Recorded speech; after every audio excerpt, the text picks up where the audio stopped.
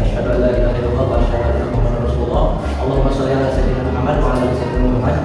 Bapak Ibu sekalian, jika kita amati dari beberapa aspek dalam rangka pendidikan kita ini cenderung baik semua ya. Namun ada beberapa dari tahun ke tahunnya naik terus, ada juga yang mengalami penurunan walaupun masih dalam kategori baik. Nah, dari data rangka pendidikan ini sebagai acuan kita dalam merencanakan program strategis ke depannya seperti itu. Sehingga program-program sekolah itu tidak hanya kita berdasarkan asumsi, namun berdasarkan perencanaan berbasis data. Sehingga rapor ini sebagai acuan kita dalam mengembangkan program strategis ke depan. Berawal dari rekomendasi rapor pendidikan seperti itu, dilanjutkan kepada program prioritasnya seperti apa, dilanjut dengan rencana kerja tahunan dan dieksekusi dengan dukungan biaya melalui rencana kegiatan dan anggaran sekolah. Berdasarkan rekomendasi prioritas PBD SNPN 1 Cikoneng tahun 2025 ini, pada identifikasi indikator prioritasnya yang menggambarkan kualitas satuan pendidiknya, itu ada poin indikator link and match dengan dunia kerja. Capaiannya baik, namun skornya 7.71 dan ini adalah rekomendasi prioritas yang harus kita laksanakan di SMK Negeri 1 Cikoneng.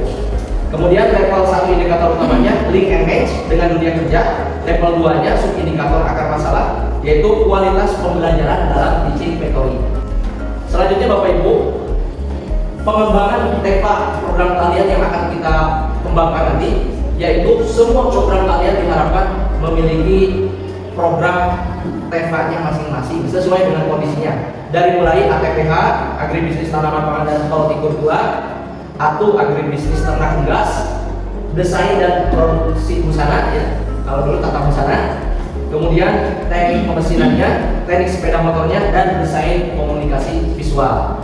Tentunya dari 6 program kalian ini memiliki karakteristik yang berbeda-beda dan industri pasangan yang berbeda-beda, sehingga diharapkan ke-6 program kalian ini memiliki industri pasangan, industri mitra yang sesuai dengan karakteristik kompetensi keahliannya, sehingga dapat mensupport, mendukung program TEPA-nya dan mendukung peningkatan SDM dari peserta didiknya, sehingga peserta didiknya meningkat kualitasnya dan guru-gurunya pun dapat meningkat kualitasnya dengan pembelajaran ini. Karena dengan kolaborasi dalam TEPA semuanya terlibat.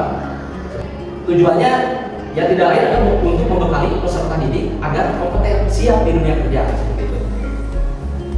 Dan goalnya dalam TEPA ini kita memprogramkan kurikulumnya sudah link and match, kemudian PJBL-nya real. Kan sementara ini ada proyek pembelajaran berbasis proyek itu kalau tidak menggandeng industri itu hanya sebatas dia bisa mengerjakan memproduksi barang, tapi dipakai tidak, dibutuhkan nggak oleh industri. Karena ada 3 jenis. Yang pertama PJBL-nya atau teaching factory-nya itu dia anak itu bisa membuat tapi tidak dimanfaatkan oleh masyarakat, hanya bisa buat saja jadi asal jadi. Nah itu yang TEPA yang masih tahap belajar.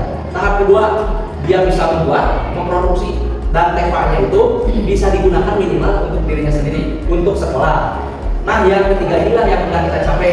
Kenapa menggandeng kurikulum disusun bersama industri, peserta didik bisa membuat produk, produknya laku dibutuhkan oleh industri. Nah inilah level TEPA yang diharapkan. Jadi TEPA betulan, bukan TEPA-an gitu ya. Kemudian nah poin 3 ini menghasilkan produk barang atau jasa yang dapat dimanfaatkan oleh pasar atau dunia kerja. Dan yang terakhir goalsnya adalah menghasilkan siswa yang kompeten seperti itu. Nah, adapun alur programnya di sini mulai dari identifikasi produk, analisis cakupan kompetensi, rancangan produknya, analisis sumber dayanya, kemudian pemenuhan sumber daya, pengkondisian ekosistemnya berjalan. Kalau terpenuhi, oke lanjut ke pengerjaan produk TEPA. Kalau tidak terpenuhi, mungkin misalkan peserta didiknya perlu dilatih lagi, balik lagi ke atas, gurunya perlu magang lagi seperti itu. Kalau sudah goal terpenuhi sumber dayanya, lanjut terpenuhi, baru mengerjakan produk TEPA dan penyerahan produknya, layanan purna jualnya, evaluasi dan selesai seperti itu. Nah demikian paparan dari program teaching factory kita ini, dan diharapkan membawa dampak positif, yaitu peningkatan mutu lulusan, peningkatan kualitas pembelajaran, manajemen sekolah transparan, dan budaya sekolah yang inovatif. Kesimpulan dan aksinya yaitu mewujudkan SMKN 1 Cimpende yang unggul, melibatkan seluruh warga sekolah, kepala sekolah sebagai motor penggerak, dan atur nuhun. Demikian paparan yang bisa saya sampaikan. Silakan apabila ada yang akan didiskusikan. Terima kasih. Wassalamualaikum warahmatullahi wabarakatuh.